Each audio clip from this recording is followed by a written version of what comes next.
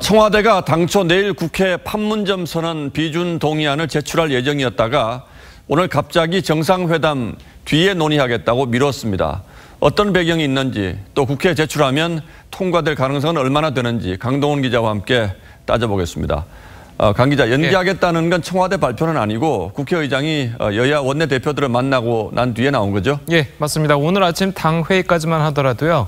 민주당 이해찬 대표는 이번 주 내에 표결을 시사했었습니다. 예. 그런데 그 이후에 자유한국당의 입장이 굉장히 세게 나왔습니다.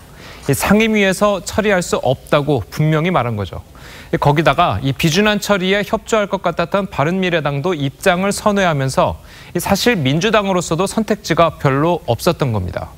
그러던 차에 이 문희상 국회의장이 원내대표들을 불러서 이야기를 나눠보니까 이 홍영표 원내대표로서는 남북 정상회담 전에 이 비준안을 통과시키는 것이 당의 바람이긴 하지만 이 무리해서 추진하면 볼썽사나운 모습만 보이겠다는 현실적인 고민을 한 것으로 보입니다. 예. 어차피 안 될 거 이 민주당이 한국당의 협조를 받아야 하는 인터넷 은행 특례법 같은 민생 법안들까지 영향을 미칠 수 있기 때문에 이 무리하게 밀어붙일 필요가 없다고 그렇게 판단을 한 거죠. 그러니까 국회에 제출을 해도 분란만 일으키고 통과될 가능성이 별로 없다고 판단을 했다는 거죠? 예, 맞습니다. 특히 비준 동의안이 본회의에서 처리되려면 이 먼저 소관 상임위인 외교통일위원회의에서 이 의결을 해야 하는데요.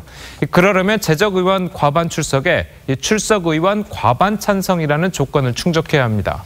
하지만 현재 외통위 소속 위원 22명의 입장은 찬성 11표 그리고 반대 11표로 팽팽히 맞서고 있었기 때문에 상임위 통과 가능성이 불투명한 상황이었습니다. 게다가 외통위원장 역시 자유한국당 소속인 것도 한몫했습니다. 예.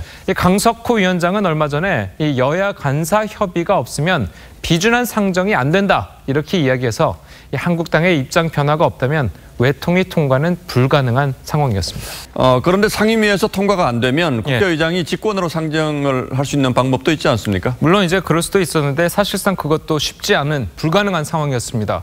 이 국회의장의 직권 상정 요건을 담은 이 국회법을 봐도요.